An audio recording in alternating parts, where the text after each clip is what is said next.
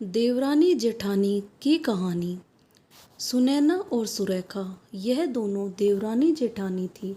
जेठानी सुनैना नौकरी भी करती थी और देवरानी सुरेखा यह घर संभालती। उनका परिवार बहुत बड़ा था। सास ससुर और उन दोनों के बच्चे, कुल मिलाकर 10 लोग घर में रहते। अब बहुत साल बाद उनकी बुआ सास अपने भाई के घर रहने आई थी। सुबह उठने के बाद बुआ सास ने देखा कि सुनैना फटाफट अपने काम कर रही थी। सुरेखा ने नाश्ता बनाया और वह नाश्ता सुनैना ने सबको परोसा। उसके बाद सुनैना ने अपना टिफ़िन पैक किया और वह काम पर निकल गई। सुरेखा ने वापस दोपहर का खाना तैयार किया और थोड़ा वक्त अपनी सास और बुआ सास के साथ बैठी रही। बुआ सास से रहा नहीं गया। उन्होंने सुरेखा को पूछा, छोटी बहू, तुम्हारी जेठानी तुझ पर बहुत हुक्म चलाती है। सुबह से देख रही हूँ रसोई घर में अकेले ही काम करती हो। और वह महारानी दिखावा करने के लिए नाश्ता परोस रही थी, जैसे कि उसी ने ही नाश्ता बनाया हो। यह सुनने के बाद सुरेखा ने बुआ सास की तरफ देखा और बोली, बुआ सास जी, ऐसा कुछ नहीं है, सुनैना दीदी बहुत अच्छी है। बुआ सास बोली, तुम बहुत बोली हो सुरेखा, मुझे सब समझ में आता है। मेरे बाल धूप से सफ़ेद नहीं हुए हैं। सुरेखा से अब नहीं रहा गया। वह बोली, ऐसा नहीं है बुआ जी, आपको सुनैना दीदी ने सबको नाश्ता परोसे वह दिखा, पर आपको यह नहीं दिखा कि दीदी ने मुझे ज़बरदस्ती सबसे पहले नाश्ता करने दिया और चाय भी दी। वह रोज़ मुझे ऐसे सबसे पहले ही नाश्ता दे देती है, नहीं तो सबके लिए नाश्ता करते करते मैं खुद के लिए नाश्ता बनाना भूल जाऊंगी। दीदी मेरी कितनी चिंता करती है।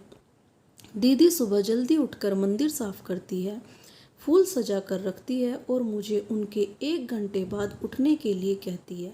शाम को आते समय बाजार से सब्जी भी लेकर आती है, क्योंकि हमारे मिस्टर रात को देर से आते हैं।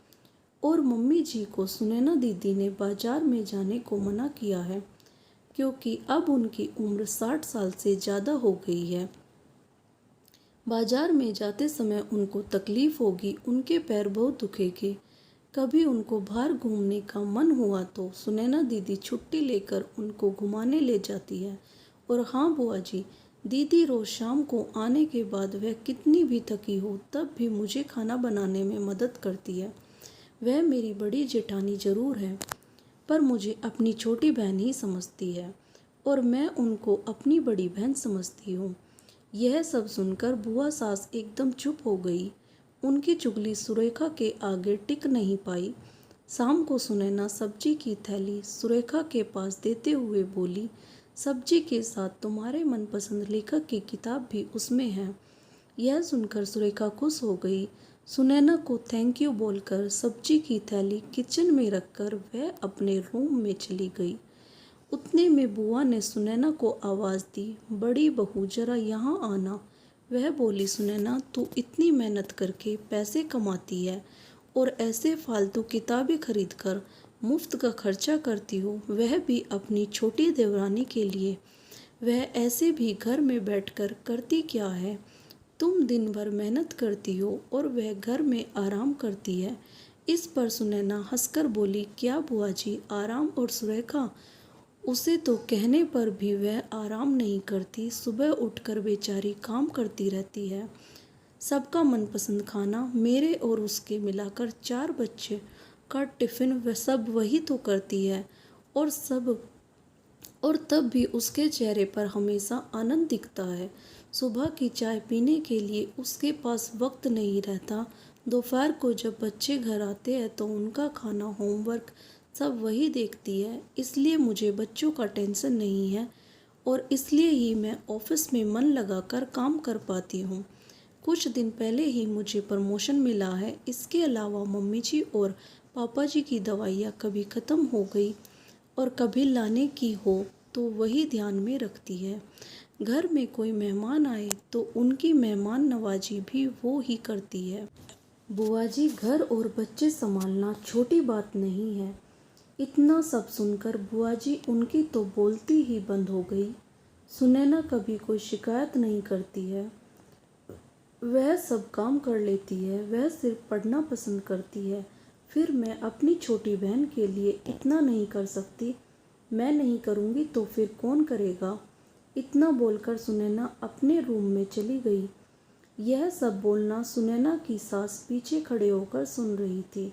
वह बुआ के पास आई और बोली, जीजी यह दोनों देवरानी जेठानी जरूर है, लेकिन उनका रिश्ता दो सगी बहनों से ज़्यादा पक्का है। मेरे घर की मजबूत दीवारें हैं यह दोनों। पहले मैं भी एक बुरी सास थी, हमेशा इन दोनों में झगड़ा लगाने का प्रयास करती थी, पर यह दोनों के प्यार के आगे मैं भी हार गई। वैसे भी झगड़ा लगाकर नुकसान तो हमारे ही घर का होगा ना।